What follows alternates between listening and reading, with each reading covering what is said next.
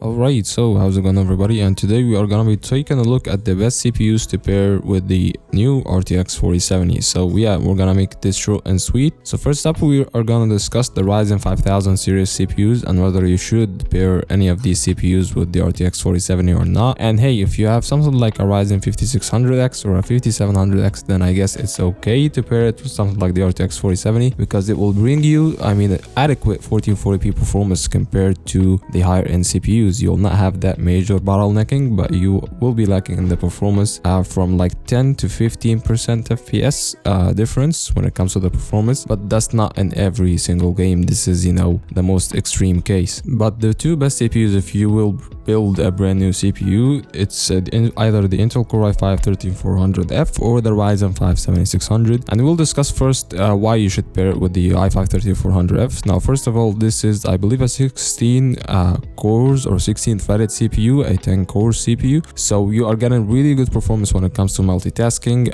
rendering, video editing, anything that's CPU intensive. And when it comes to gaming performance, you are not bottlenecked at all. If you compare this CPU performance to something like a Ryzen 7700X or any CPU that's higher end than that, you'll not have any bottlenecks. This is as far as this CPU could go, which is the RTX 4070. So this is a really good CPU GPU combo in my opinion. The caveat is this AM4 or LGA 1700 platform is not upgradable. You cannot go higher than a 13900K, for example. And yeah, it's actually consumes more wattage than the Ryzen 5 7600, which makes us go to the Ryzen 5 7600 and why you should go with it for the RTX 4070.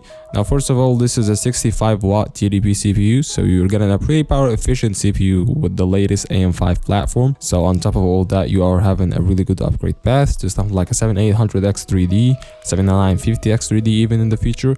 And you have other years of compatibility and years of support down the line actually result in better gaming performance, and you are having a better upgrade path because the 13400F, Ryzen 5 7600, they are kind of trading blows.